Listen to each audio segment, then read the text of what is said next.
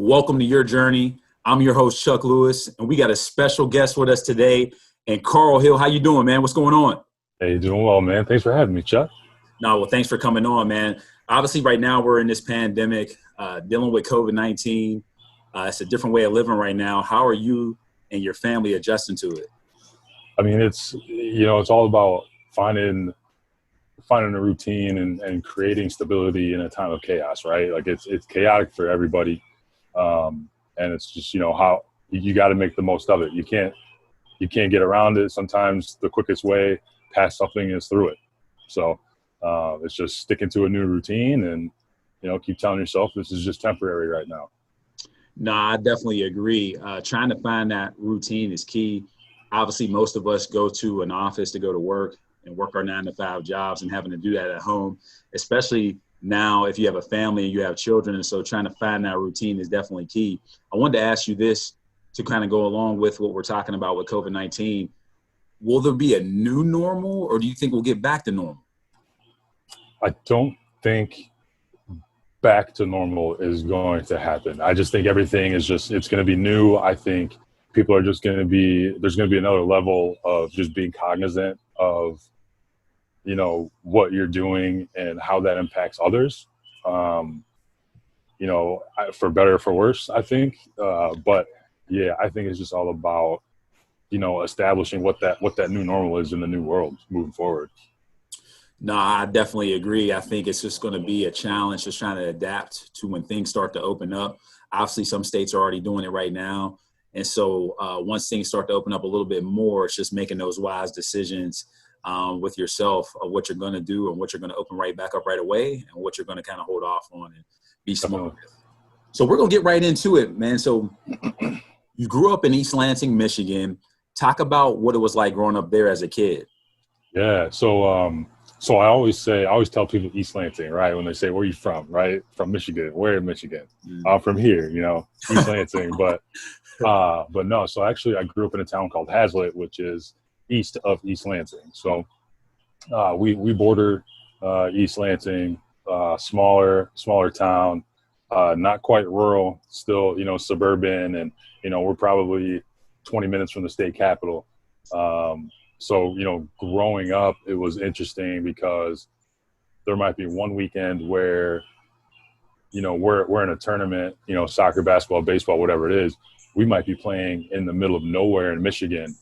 And then the next weekend we're playing downtown and we can see the Capitol behind third base. And, completely different demographics. You got completely different, types of people kind of you interact with where we were, because you kind of get a mix of both sides. So it was interesting. I was definitely the minority and the diversity for a long time growing up, which was very different from where I was born. But no, I liked East Lansing a lot. Having Michigan State right there, a lot of diversity right there too. So going into East Lansing, you can see a lot of different walks of life, a lot of different viewpoints too. So that was nice having, a major university in my backyard as well. Yeah. So you talk about like where you were born. So originally you're from Elkhart, Indiana. So what was that transition like from you and your mom moving from Elkhart, Indiana to East Lansing? Yeah. So was born in Elkhart, 1984. And my mom she walked across her undergraduate stage for graduation 8 months pregnant with me. So there's a picture of her graduating and I'm still in her belly. So for the next 2 years after that, she went up to Ann Arbor. She got a full ride scholarship at the University of Michigan for a master's. And so for 2 years, I was raised by all of the women in my family. So my mother is one of 7. She has 4 other sisters. And so it was basically grandmother, sisters, and then my older cousins, which were more or less my brothers and sisters growing up for, those first 2 years. And then 2 years after that, my mom came back to Elkhart. She worked at a public television station there. And then right before I started kindergarten, we moved up to East Lansing, to Hazlet. And then that's where I did all my schooling from kindergarten through high school. And then my mom still lives up in Hazlet to this day. So I don't remember a ton from Indiana growing up. I remember a little bit of preschool, but yeah, the bulk of the memory from schooling is in Michigan. I mean, what I take from that is, I mean, you talking about sacrifice, you know, your mom actually being pregnant with you, walking across Yeah. the stage, and then having to take advantage of the opportunity that she got to even pursue her next degree.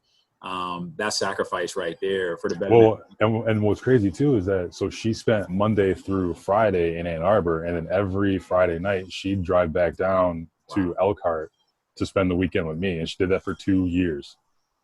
Man, I mean, that sacrifice. Now, how far of a drive is that? Is that about It's about 2 hours from Ann Arbor Oh, it's to only two. Elkhart. Yeah, Okay. it's not too bad. bad, but you know Yeah. when you're driving, I don't even know what she was driving at the time. I think I remember her driving like this little white like hatchback or something like that. I don't know.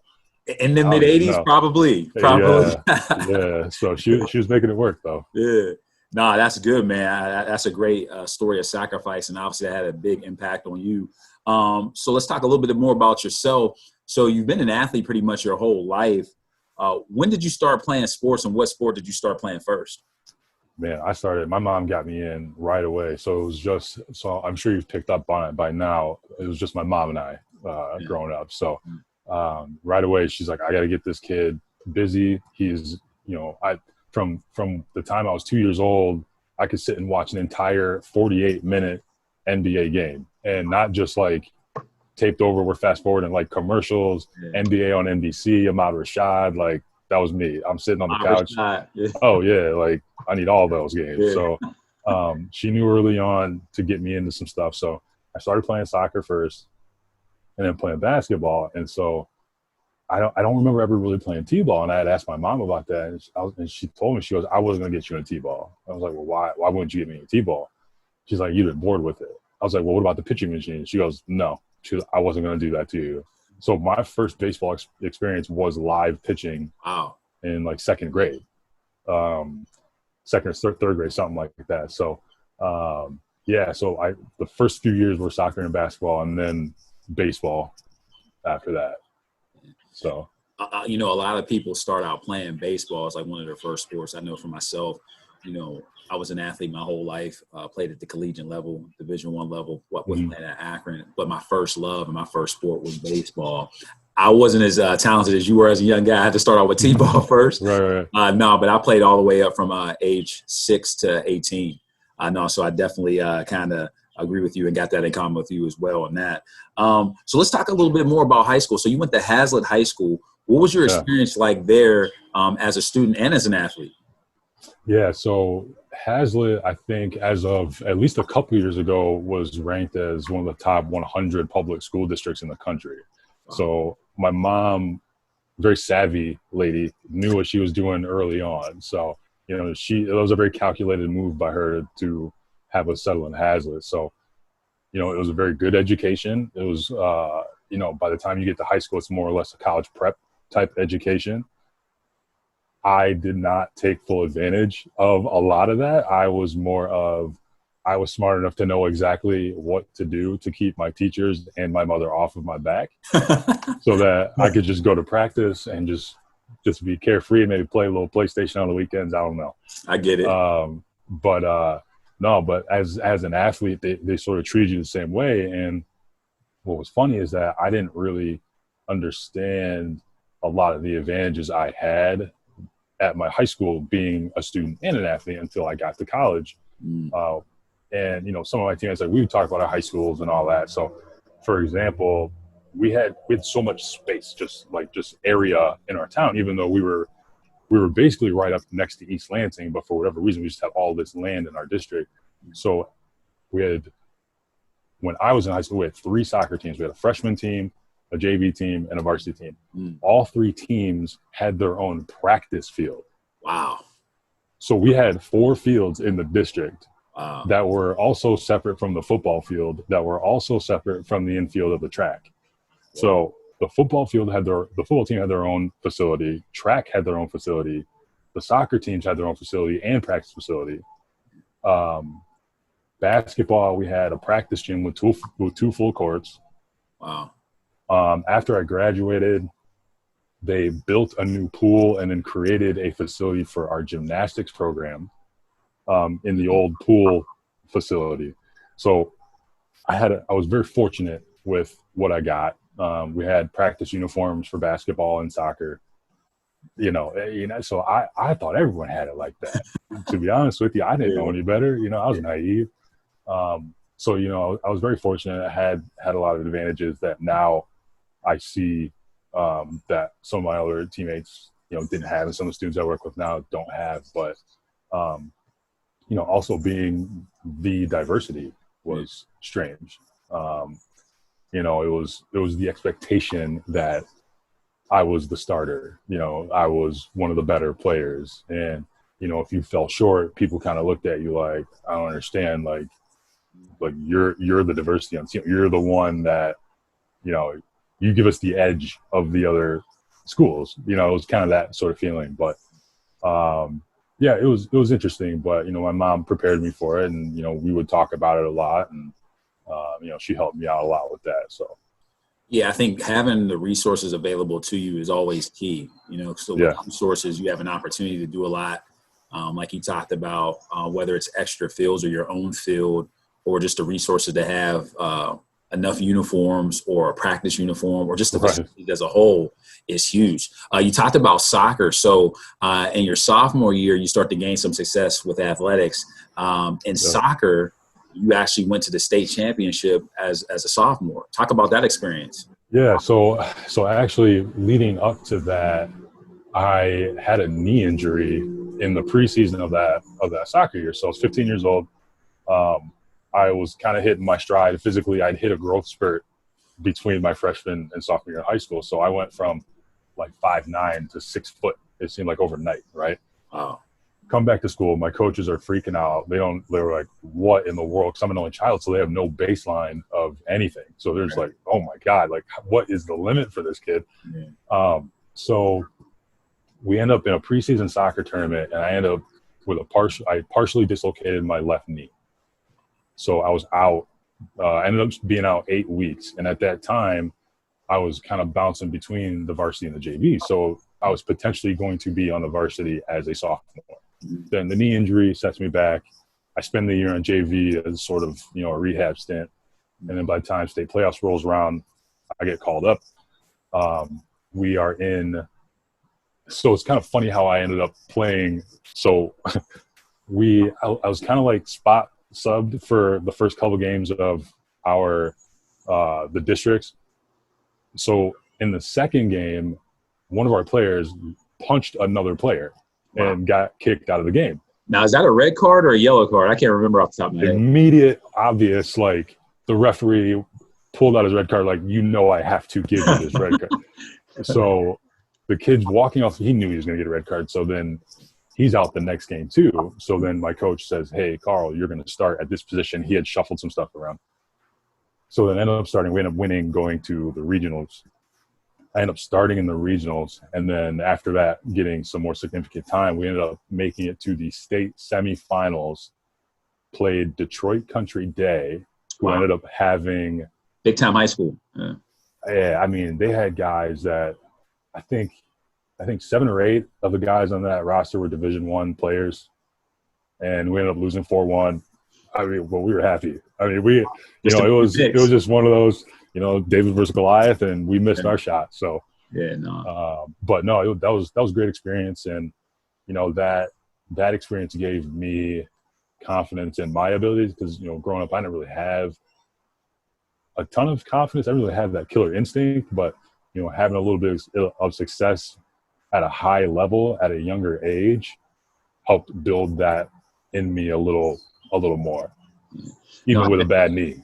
Yeah. I mean, right there, having to overcome that in your sophomore year with getting hurt. And so you really don't know how to play hurt when you're that young at 15 years old, but being able to manage through that injury and then always being prepared, because your number got called when you guys were in the hunt of getting that state championship and you were able to help out with the team, especially at that young age. But you talked about how that prepares you as the years go on. So let's go a little bit more into that. Your senior year was your breakout year. You were all conference in basketball, all district and honorable mention all region in baseball. What preparation went into that upcoming year of your senior year to gain that success? I mean, really, I don't remember doing anything different because,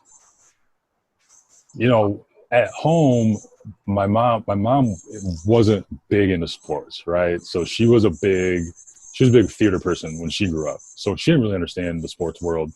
Um, she always jokes around that she birthed her nemesis because I'm the guy that would pick on her when she was in high school. I was the jock, right? So she just wanted me to be happy in what I was doing. She didn't really have a scope or a baseline on, college athletics, scouting and all that. So she didn't really know where to start. She just told me it was never a question of, where are you, or, are you going to college? It's, hey, where are you going to college? And then I never really thought about college athletics per se. But my basketball coach introduced me to it, and I spoke about it with my mom, and she was all on board with it. And she was always with a mindset saying, as long as you're gonna get an education, like, you can do almost whatever you want legally at college. So she supported it, and she saw that as one more motivator for me to stay in school, because really with my family, I mentioned I have a pretty big family. There's 8 of us first cousins. There's 7 aunts and uncles on my mom's side. There's only 3 of us that have a 4-year education. It's one of my cousins, myself, and my mother. And then only my mother and I have, a higher degree after that, post-grad degree after that. So, she was always very supportive of it. And, I introduced the idea to her, and she loved it. She was definitely on board with it, and very supportive. But yeah, it was my coach that introduced that to me. Yeah, got me on board with it. Yes. So you talk about going to college. So you decide to go to Alma College, yeah, and play basketball, even though you were a successful baseball player in high school. What made you decide to put all your focus into basketball? And then why did you choose Alma College versus going somewhere else? Yeah. So it's funny. I never really thought of either of any of the 3 to play in college. So my graduating class was, I thought was a very exceptional class, athletically, right? Mm-hmm. I wasn't the number 1 option on the basketball court. I think I was the 4th pitcher on our in our rotation in high school, but I was the starting first baseman. And then soccer I started too, but I never thought that I'd be the 1 male in my class to play 4 years. But basketball, honestly, I never really got recruited in any of the other stuff because I never went to any of like the summer showcase things, because I was always trying to prep for the next season. But my basketball coach approached me and 2 of my other teammates one day after practice, and he said, "Hey, I just want to let you 3 know that you guys can play college if you wanted to." He's like, "I'm not saying that you're going to be starting at Michigan State or Michigan or Indiana or in the Big Ten or anything like that. But if you wanted to play, Division III, maybe Division II, you guys could do it if you wanted to." And so I was kind of like, I didn't really think anything of it. And then he pulled me aside again another day at practice and said, "Look," he goes, "if I can get the coaches to the games, will you at least consider it?" I was like, "Sure." Not really thinking anything. I told my mom, I said, "Yeah, Coach Port was telling me this and this." And he said, I made him a deal. And she goes, "Oh, okay." So then this was a minute and a half before we were running out onto the court before one of our games. It was a midweek game.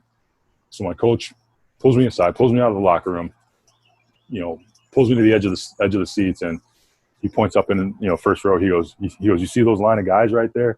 And of course, all their logos across their chest. There's about 5 guys there. He goes, "One of those is your future coach." He goes, "Good luck tonight." And that was all he said to me. That's all he said. So I'm nervous because there's, a couple Division II coaches, a whole grip of D3 coaches. And I ended up with a double-double that night. Nice. I ended up with 14 and 10. Yeah. And 2 of the coaches immediately came talking to me afterwards. And so my mom, after the fact, said, she goes, "Who were those people?" And I was like, "Well, those are potential coaches." And then from there, and that was probably like November of my senior year, something like that. And yeah, and just kind of went from there, December, something like that. Mm-hmm. No, that's good. And so you go to Alma College. Yeah. What was that transition like going from like high school to college, academically and athletically? What was that first year like? Yeah, so I picked Alma because one, I was going to play right away. It was a very mediocre program. I'll just say that right now. But I knew I didn't want to just walk on to like a bigger school and just get beat up for 4 years. And I knew I wanted to do psychology. They had a really good psychology program. So for me, it was kind of a no-brainer. It was close enough to home, but still far enough away. But for me, the transition wasn't that bad. I actually had a handful of guys that I had played against growing up that ended up being my teammates. So it was nice walking into a situation with some familiarity, with a little bit of a baseline to it. And then it's a very, I'll just say a very white school. So for me, from where I grew up in the suburbs, it wasn't that bad, but I could tell for some of my other teammates that were from maybe Flint and Detroit and Saginaw, it was a little more of an adjustment. And especially more importantly with the curriculum. So I was already getting prepped for that coming into it. Now, did I do well my first year academically? Absolutely not. I was a terrible student, and I actually got myself on probation, like a dummy. And then it took my mom about killing me over the summer, and then I was good, turned it right around. Yeah, the transition, it was interesting. The game, I had to get with it real quick. The game was a half step faster than it was in high school. Everybody can shoot in Division III. Get a hand up, or else you will be on the bench for a while. But yeah, I thought it was good. I think it was good for my development to get away a little bit and to have a little more responsibility. Being from a single parent household, it can get a little hawkish at times with mom. So I think having some freedom to do my thing and to grow into my own, I think was helpful. Now, if I went to a major school, like a big school like Michigan State, I don't think I would have survived just because there was too much going on. So you talk about psychology, and that was one of the reasons why you chose to Alma College. Yeah. In 2006, you graduated with that degree. Mm-hmm. What did it feel like to walk across the stage? It was, I think by then I was old enough to kind of appreciate what my mom had been telling me before about some of the family and how rare it was for people in our family to walk across a college, it's a stage to grab a degree, right? And at that point, I was already transitioning to grad school, so it was nice. I took a second to appreciate it. I don't think I took enough time to appreciate it, just because I was kind of rolling into the next thing. But no, it felt great. It was quick. I definitely felt a great sense of accomplishment, especially being a college athlete for 4 years, and then being able to finish it all, and then seeing some of my old high school teammates that started as college athletes, they may burned out after a year, 2 years at max. And then kind of that sense of like the last one standing, you know what I mean? Yeah. No, it's a big accomplishment. I mean, being a student and then an athlete and going through 4 years of whether it's grinding out midterms or papers, but then also grinding out running 110s and running miles because you were a basketball player. So all you guys do is run. And then summer leagues and like all that, yeah. Drive 2 hours just for a 60-minute game.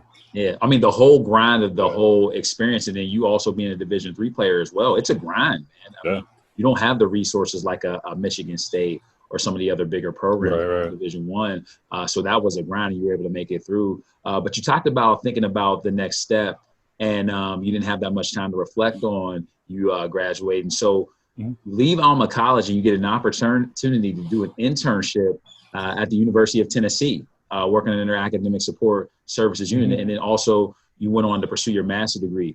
Talk about how that all came about.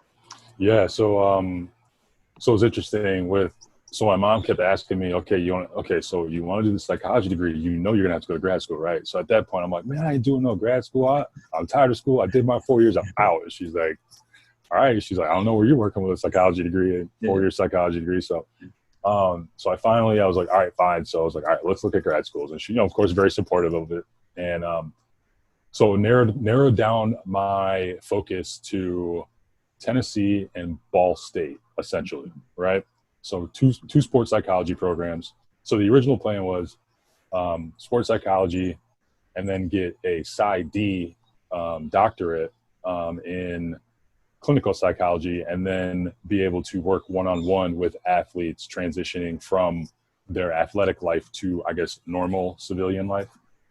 So that was the original plan, and that was 2006, put in motion, right? So my mom had reminded me that the mother or the stepmother of one of my former Little League teammates and high school baseball teammates, she was a sports psychology professor at the University of Tennessee. Wow. So she ends up being one of my references, helping me get into the program, ends up being my advisor. So I go down to Knoxville with my mom. We were just going to take a night, try to find an apartment. She's going to help me out. So then it was, midweek, get down to Knoxville. We find a place, go on campus, go see my advisor, Dr. Fisher. Hey, Dr. Fisher, how's it going? Meet the head of the department, Dr. DeCensi. And she tells me, great woman. She tells me, hey, what do you want to do for an internship? And I'm thinking to myself, what are you talking about internship? I had no idea about grad school, right? Yeah. So tell her what I wanted to do. Told her the master plan. And then she says, okay, go down the street to the Thornton Center and talk to a guy named Fernandez. I'm going to make a phone call. I think he's looking for an intern. I said, cool. I'm going to talk to a guy named Fernandez. Go down the street.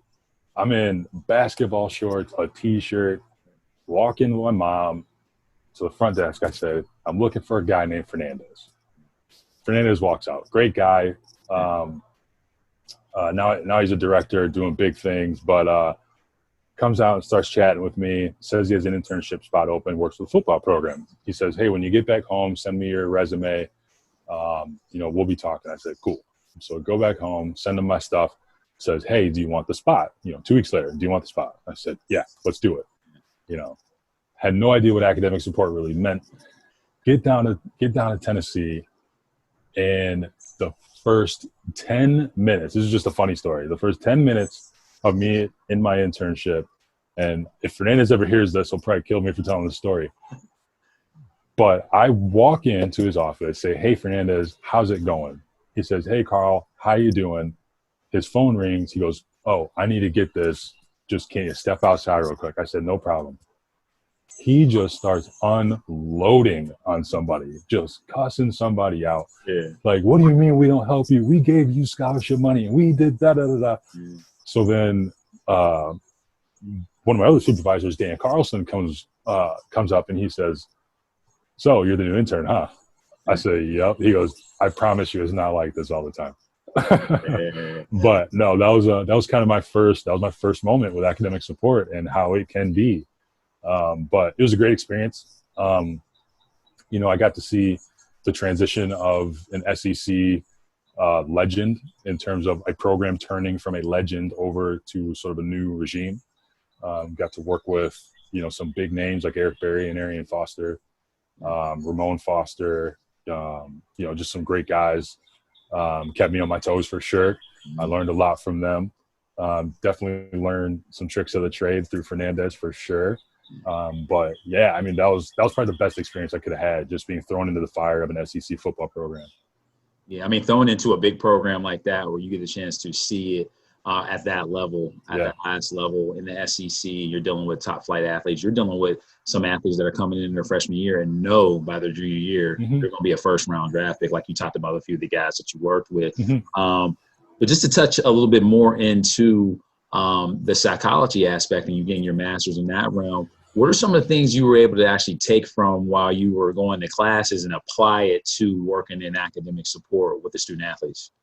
Yeah, so we were fortunate at that time too to still, have Pat Summit around. So, we we got to tap into her for resources. I got to meet her a couple of times. She was phenomenal, right? Bruce Pearl, he came to speak to, I know there's some differing opinions about Mr. Pearl here, but, he's a smart guy. I mean, most of the time, half the time, he's the smartest guy in the room, majority of the time. So, it was great learning from them and just how they interact with their athletes. And a lot of it is some of it's picking and choosing what you're going to kind of go after someone for, and then also how you're going to teach that lesson, how to turn it into a teachable moment. And I think that was sort of the biggest thing was how do you turn things into teachable moments?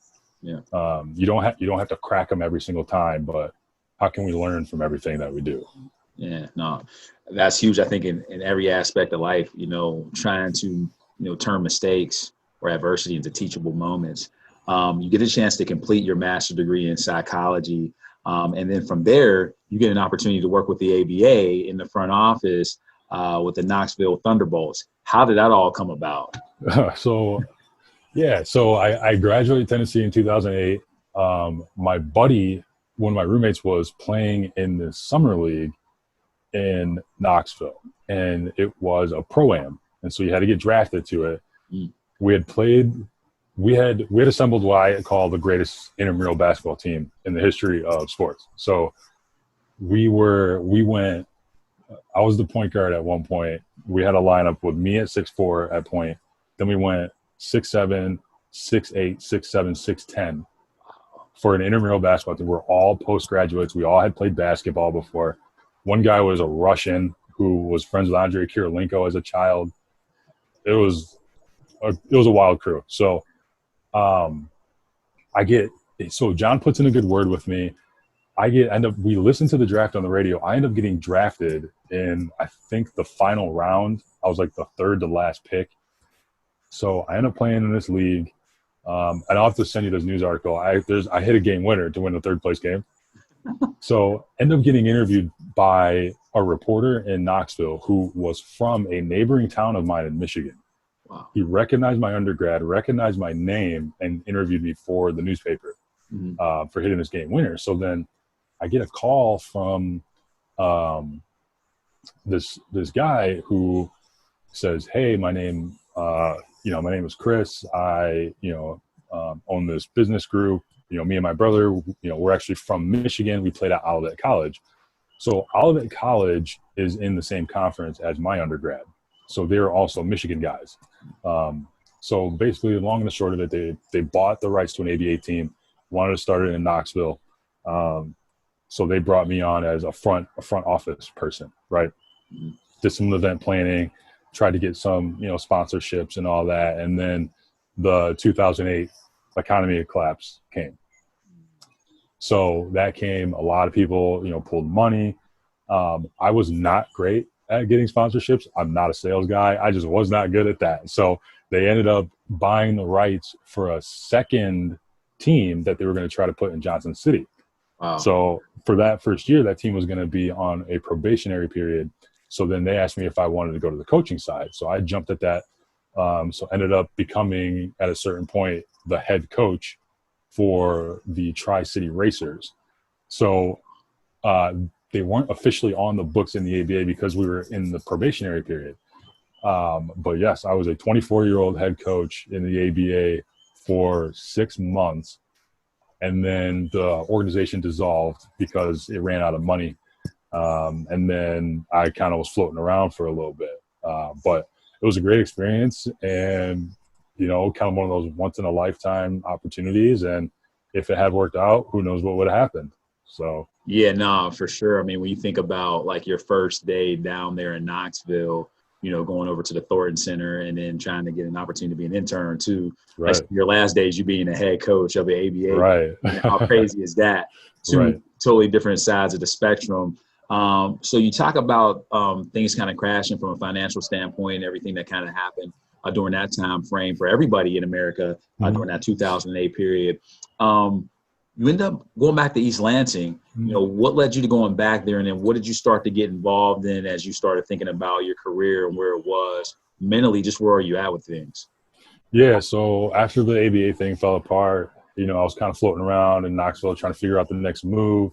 I was a bartender part-time, just trying to pay bills. I was a server. I kind of did a little bit of everything. And then it kind of got to the point where I was like, all right, like, what are you doing? Like, where are you going? Take another inventory of what you want to do. I always loved working with athletes and all of that.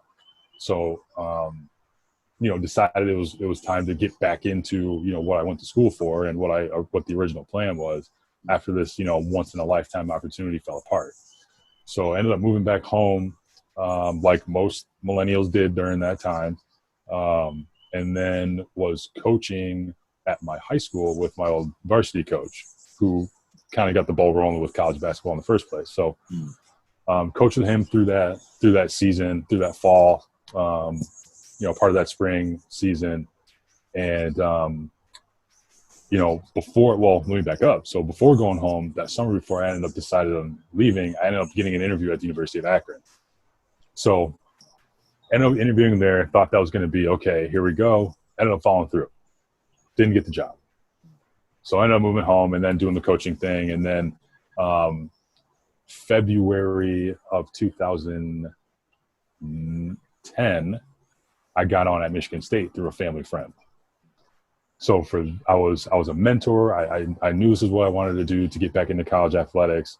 Got on with Jim Pignataro, went and sat down with him for a couple hours. He said, look, man, the best I can do for you is 8 hours a week. You're essentially going to be a tutor and you're going to get paid. I think I got paid like $9.25 or something like that an hour. 8 hours a week. All right. That's grinding, right? Yeah. So what is it, like $45 after taxes? Yeah. I mean, pretty much. I mean, with 8 hours. Yeah. Yeah. So, end up doing that. And then, was working with a couple track students, just trying to get my foot back in the door. And Jim told me, he goes, if you do this right, I don't think you're going to be here for more than a month and a half. Yeah. All right. Didn't really know Jim, who he was in the field. So then sure enough, 4.5 weeks later, I get a call from the University of Akron, and there was a position that had opened, and they wanted to offer it to me because apparently I had done well enough in the interviews the 6 or 7 months prior that they just wanted to, push it through. And they said, hey, we already got a guy. And so that's when I got back in, going to Akron. I think it was March of 2010, March or April, something like that. Yeah. So it seems like the theme for you through your journey has been preparation. It might not come exactly when you wanted to come, but when the opportunity does come, are you prepared for it? And once again, this happens again for you. It first happened when you were a sophomore in high school. You had the knee injury, but then you guys have a state championship run in soccer, and your name's called upon, and you were prepared to step in and contribute. And then it happens again here with Akron. Here you are, you interviewed with them maybe 9 months prior to you actually getting the job for the second time when they called you. But when they called you, you were prepared. You get that opportunity. So speaking a little bit more about the University of Akron, what was your experience like working there in college athletics? It was different than Tennessee because the SEC at that time, Tennessee was basically just printing money. And I don't say that in a malicious way. I just say they had so much money. So they had 2 athletic directors at the time. One of, I think, 4 or 5 schools that was still operating under a system that was like 40 or 50 years out of date, right? So it was different. I had more responsibility. It's all hands on deck at a small school. Literally all hands on deck. I had to step in to be a tennis coach for a weekend. I had to drive a team to Notre Dame. I had to drive the tennis team to Notre Dame. So we had the 2 coaches that were on the payroll. The head coach had gone to Wake Forest. I think he's still there.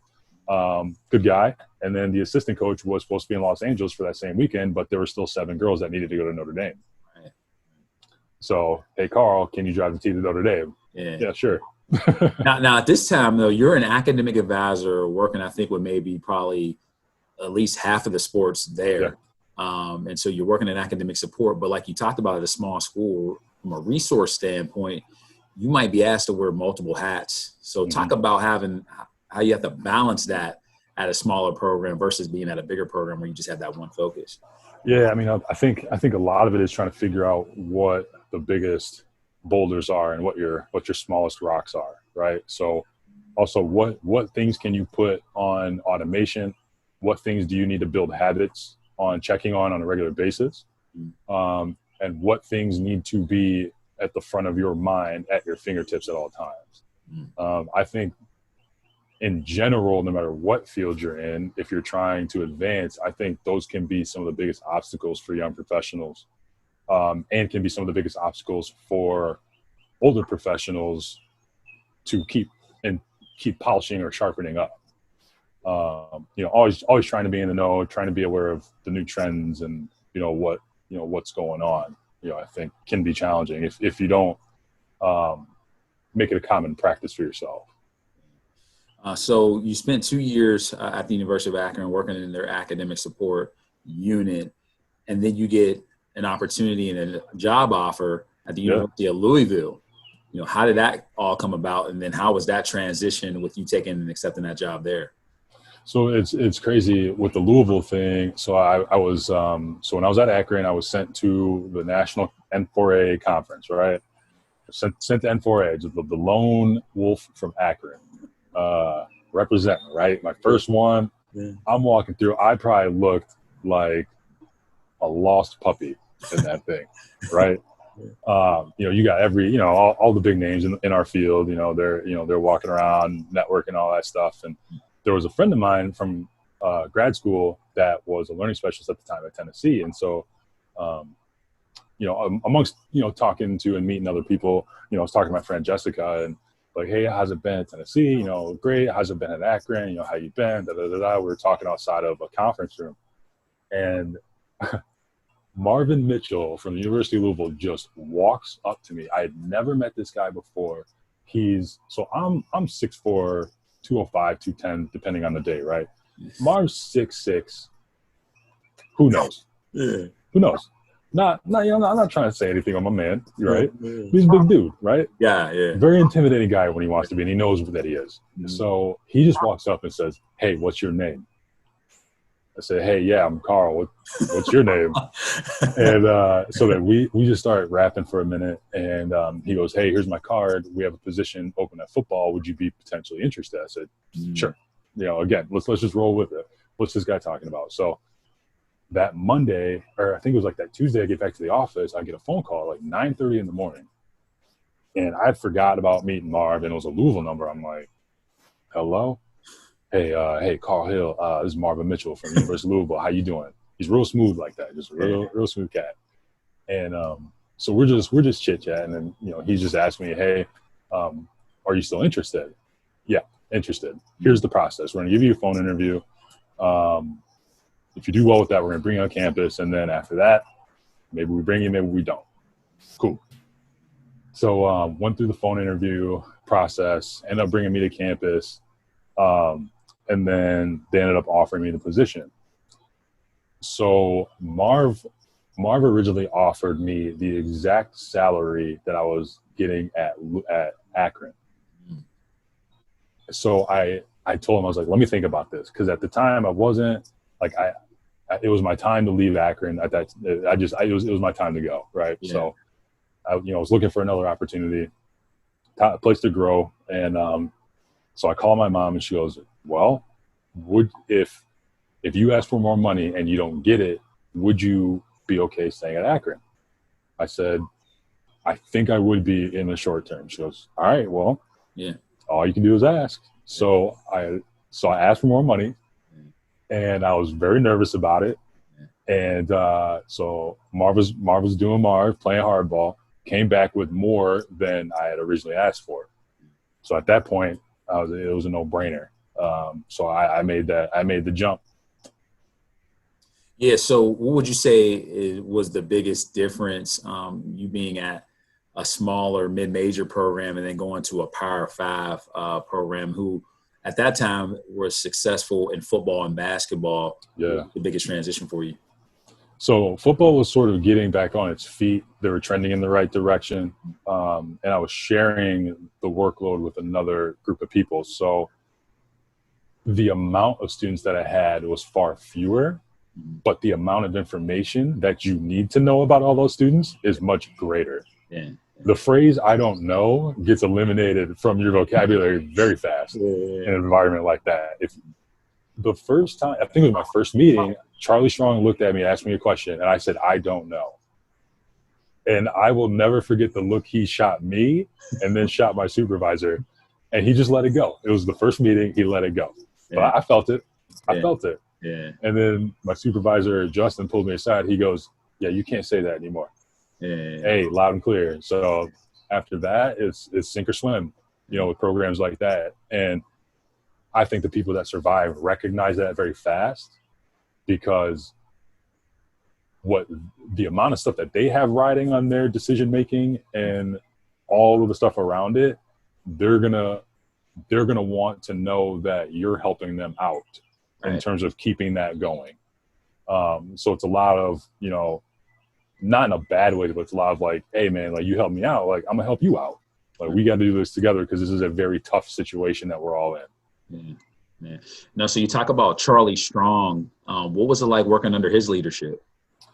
So I worked more with just alongside Charlie, but it was great. It was great to see, how he interacted with his staff and how he interacted with the players. He held his staff accountable for what the guys did. It was to the point where, we had the assistant coaches telling us, hey, if my guy messes up, come to me first, because if it goes to Charlie, we're both going down. It's over. He goes, give me a chance to correct the kid, and then he goes, let us talk about it before it gets to Charlie. And so, things like that where when your coaching staff respects you like that, at least in that aspect of the job, because, I don't see everything, but I know he was a respected guy, and it's good to know that you have that support as well as the support staff.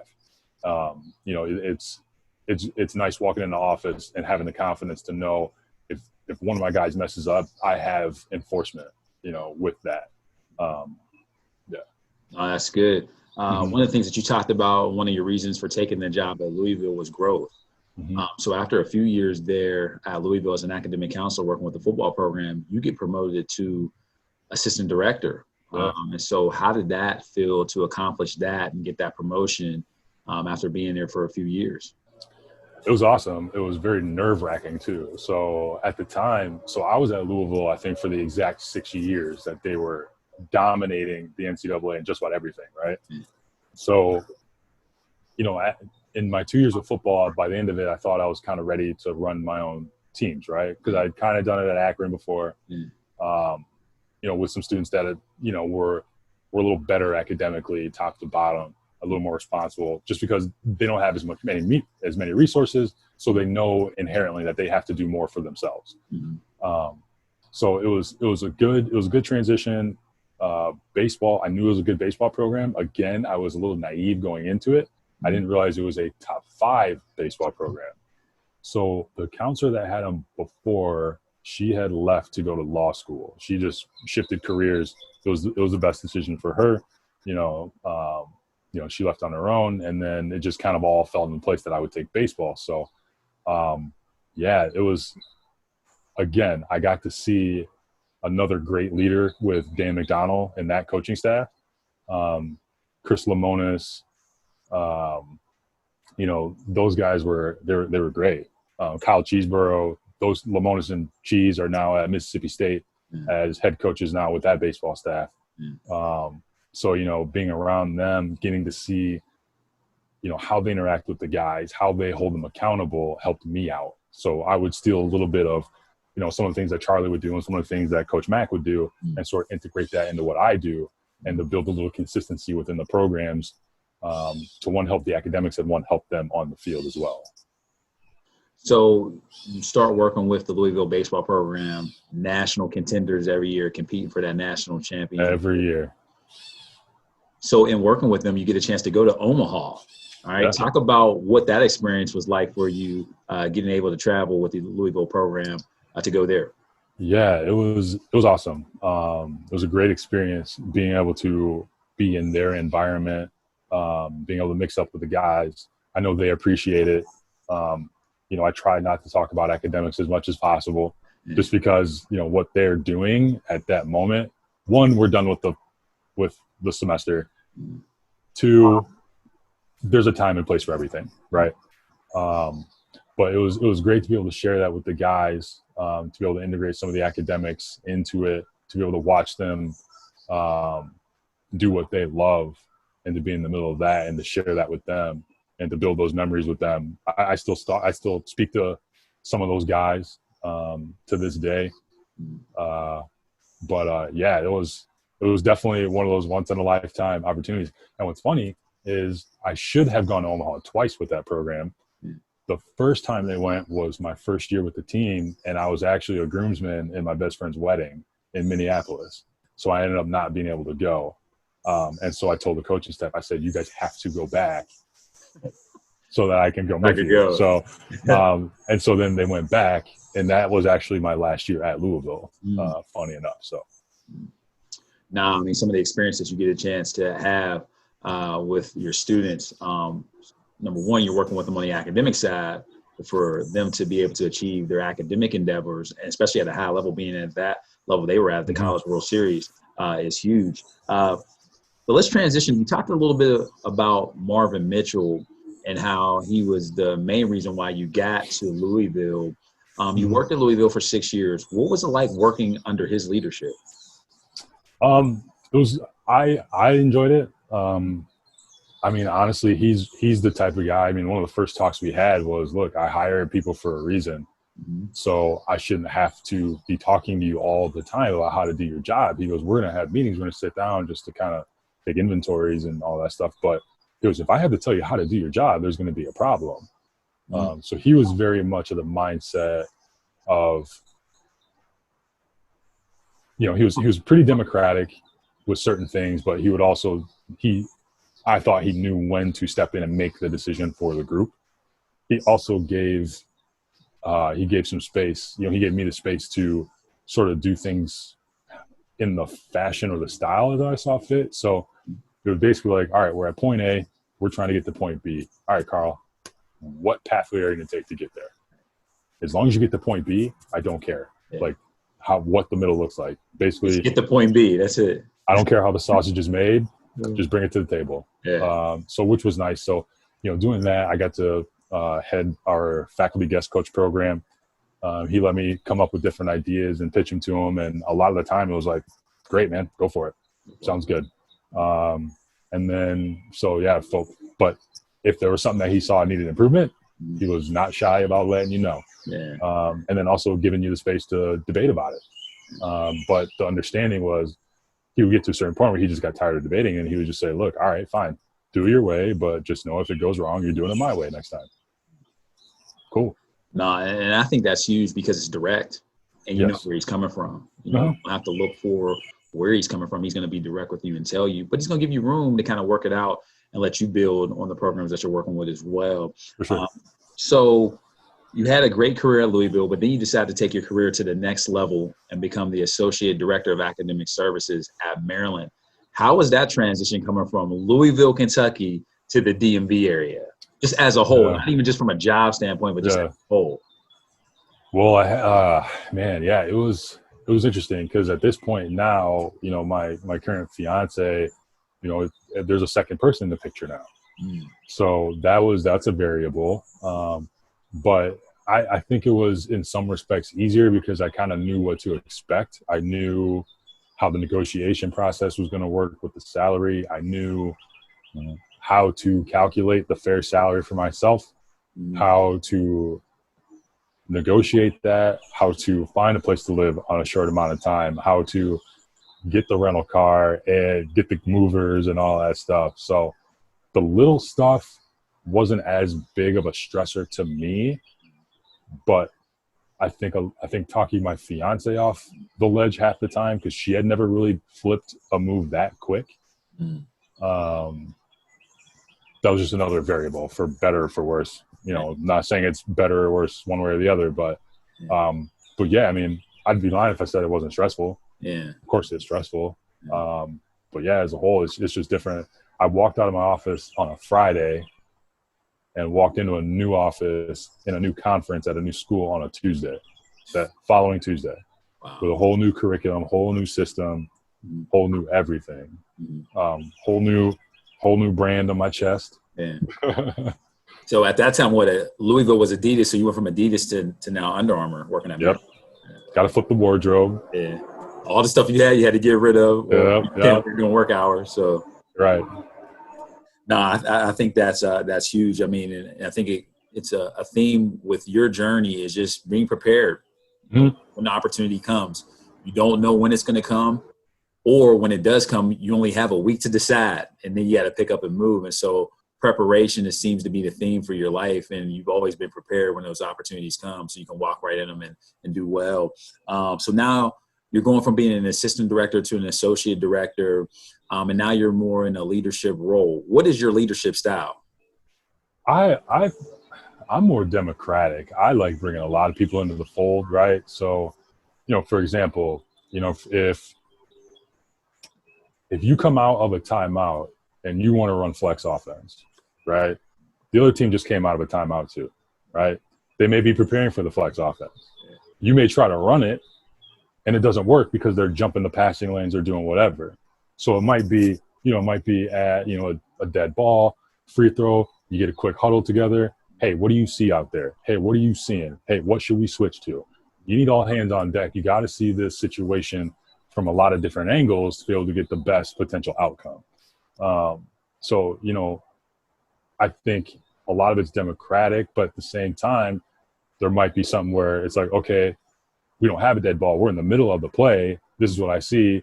We're not running flex. We're just going to run motion, or we're going to run, one high because they're actually in a 2-3 zone and flex won't work. Yeah, right. So sometimes you need to make an executive decision, but it's knowing the proper time and place for that. One of the things that I also see with your journey is networking. Talk about the importance of networking.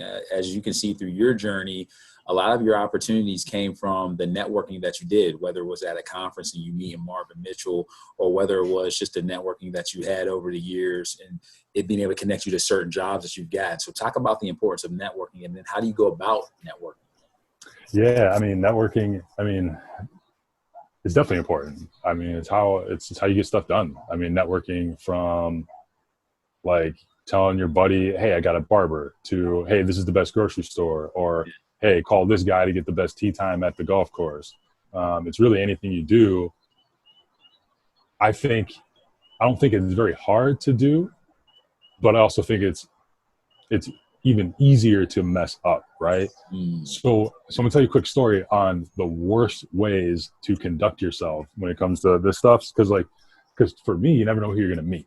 So it's always important to, just be a normal person, be cordial to everybody, right? Be a professional. So I played in this flag football league for 5 years in Louisville, and with this group of guys that I had met. And there was this one team we had played, and we were waxed this team for like 3 years, right? And this one guy named Luke. Okay, his name's Luke. Don't know his last name, doesn't matter. But he would, for whatever reason, pick me out and just cuss me out. Just every game. We probably played against the team 4 or 5 times in 3 years, 4 years, something like that. Just cuss me out. Just, you ain't this, you ain't that. Like, talked about my skin tone, talked about my family, everybody. Never met this dude in my life. So then they beat us 1 week. This was, I think, the last year my team was together. They ended up beating us.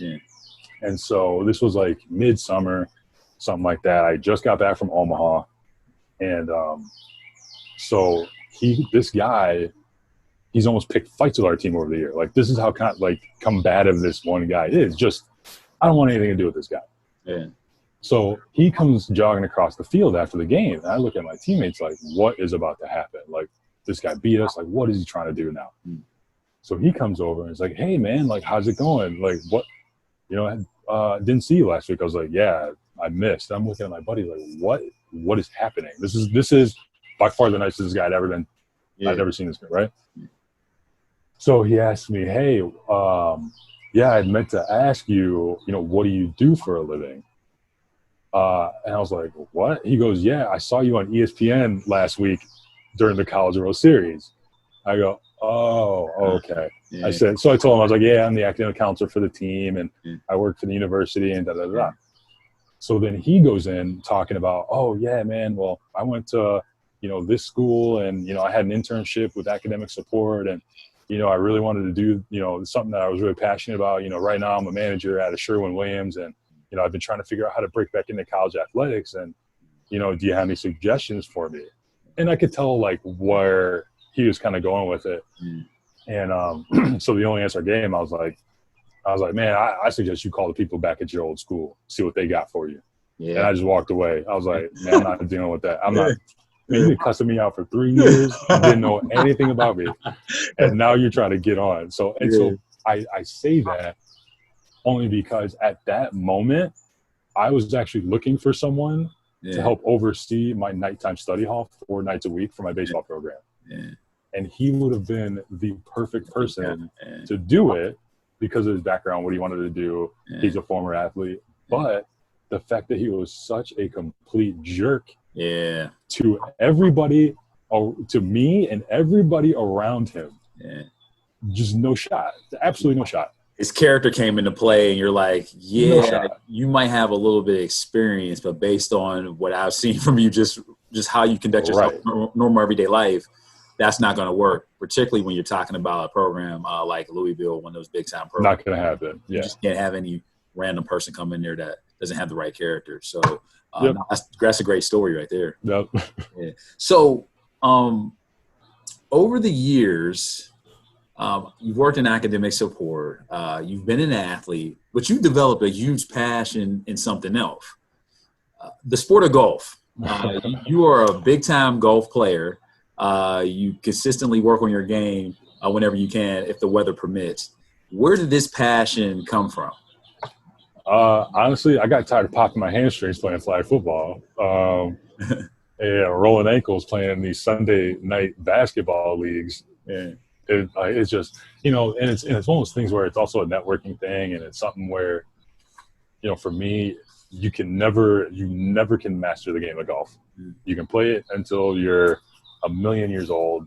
You can modify it to make it more competitive for yourself, but it's always going to be a little bit different. There's always going to be, the wind will never be the same. The pin placement will never be the same. There's always going to be a new mark in the green that throws your ball off where you miss a putt. There might be a new line that you see on a certain hole that you want to take. There's a million different ways to get the ball from the tee box to the hole, right? And then the weather's not going to always be in your favor. Yeah. So, for example, I played this past weekend right near the Chesapeake, and the wind was impossible. Right. Couldn't figure it out, but I'll be back again.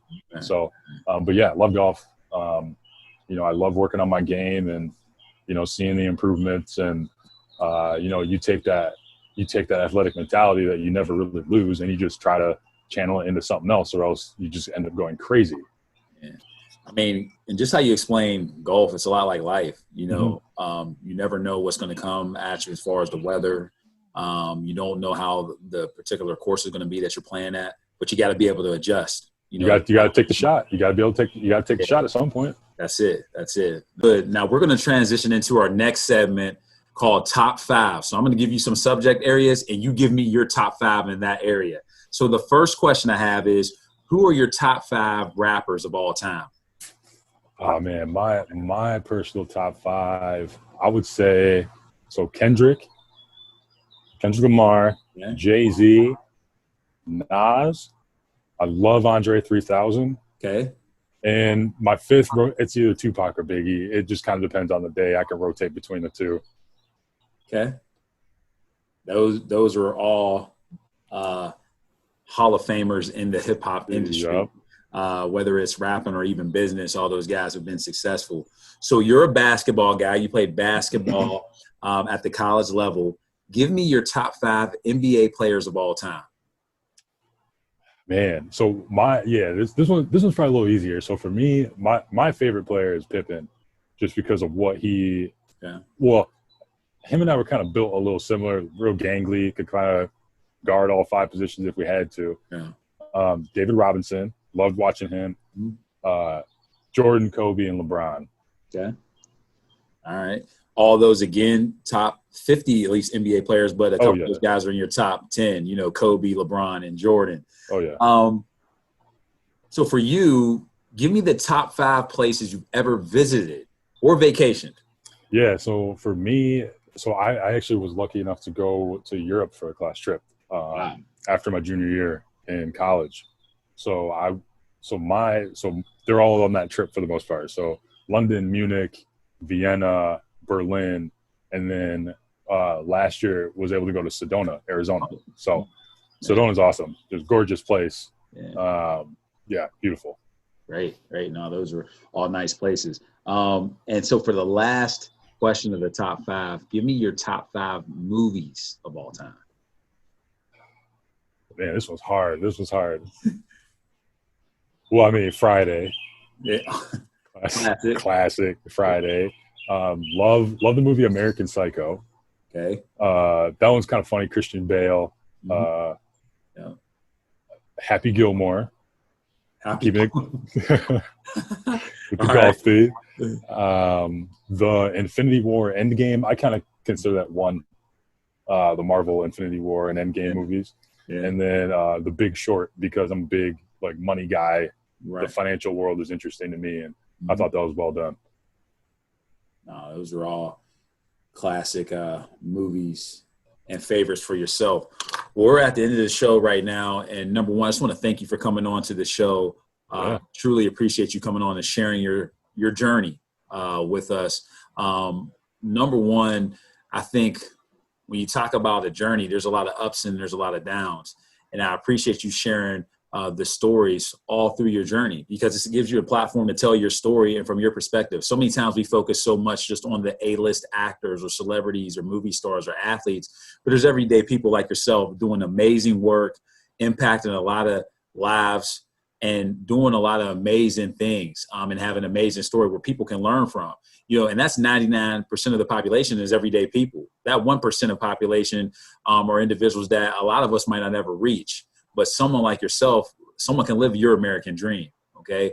And so I appreciate you coming on the show, and that's what this show is all about, giving you a platform to tell your story, which you did a great job at that. I salute you in all that you do and want to give you your crown while you're alive, man. So I want to thank you for doing what you do, but also being able to share that information, because it's going to help inspire somebody to be able to go on and do some great work. I appreciate that. Thank you for having me. Yeah, no, thank you. Well, that's at the end of the show. Thank you for tuning on to your journey. Be safe and God bless.